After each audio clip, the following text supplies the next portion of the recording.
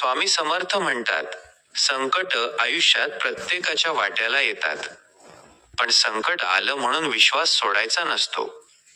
ज्या क्षणी माणूस हार मानतो त्या क्षणी त्याची परीक्षा सुरू होते. आणि ज्या क्षणी तो स्वामींच्या चरणी स्वतःला अर्पण करतो, त्या क्षणी त्याच्या मदतीला स्वामी उभे राहतात. प्रत्येक अश्रू स्वामींना दिसतो. प्रत्येक वेदना त्यांना जाणवते. कधी कधी उत्तर मिळायला वेळ लागतो. पण याचा अर्थ स्वामींनी साथ सोडली असा नसतो. ते योग्य वेळेची वाट पाहत असतात. आपण अनेकदा म्हणतो, मी इतकी पूजा करतो, इतका जप करतो, तरी माझ्या आयुष्यातच इतक्या अडचणी का? पण कधी हा विचार केला आहे का की स्वामी आपल्याला शिक्षा देत नाहीत, तर आपल्याला अधिक मजबूत बनवत असतात. सोनं जसं अग्नीत तापल्याशिवाय शुद्ध होत नाही, तसंच भक्ताचं मनही संकटांच्या आगीतून अधिक तेजस्वी होतं.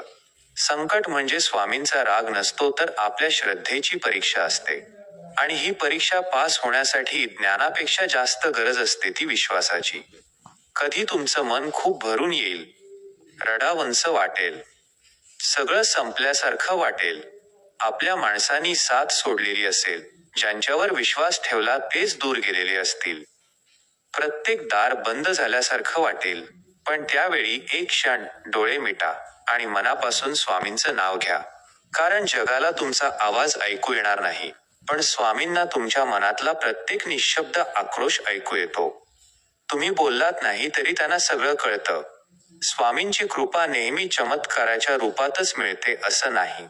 कधी एखाद्या योग्य माणसाच्या रूपाने, कधी योग्य निर्णयाच्या रूपाने, कधी अचानक मिळालेल्या धैर्याच्या रूपाने, तर कधी एखादं मोठं संकट टळून गेल्यावर आपल्याला समजतं की हे तर स्वामींचंच संरक्षण होतं.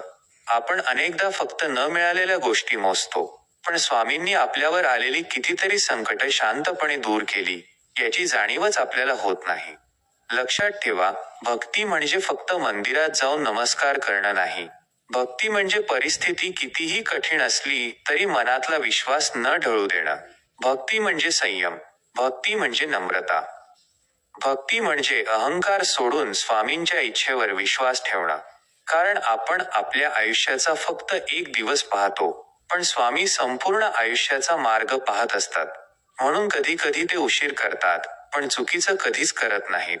जीवनात असा एक दिवस नक्की येतो, जेव्हा मागे वळून पाहताना प्रत्येक भक्ताच्या तोंडून एकच वाक्य निघतं, "वेळी मला काहीच समजत नव्हतं, पण आज कळतंय की स्वामी जे करत होते ते माझ्या भल्यासाठीच होतं."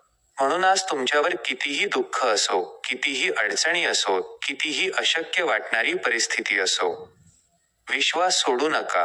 कारण रात्र कितीही काळी असली तरी सूर्योदय थांबत नाही. त्याचप्रमाणे स्वामींची कृपा योग्य वेळी नक्कीच प्रकट होते. म्हणून आज स्वतःला एक वचन द्या, स्थिती बदलो अथवा न बदलो, लोक साथ देवो अथवा सोडून जाओ, यश मिळो अथवा अपयश येवो, पण स्वामींवरचा विश्वास कधीही कमी होऊ देणार नाही. कारण जिथे मानवी शक्ती संपते, तिथून स्वामींची कृपा सुरू होते. आणि जेव्हा स्वामी समर्थ आपल्या भक्ताच्या पाठीशी उभे राहतात, तेव्हा काळही त्याचं काही वाकडं करू शकत नाही. म्हणून श्रद्धा ठेवा, सबुरी ठेवा, नामस्मरण करत राहा आणि मनात कायम एकच भावना जपा, भिवू नकोस, मी तुझ्या पाठीशी आहे. हे केवळ वचन नाही, तर लाखो भक्तांनी आयुष्यात अनुभवलेलं सत्य आहे.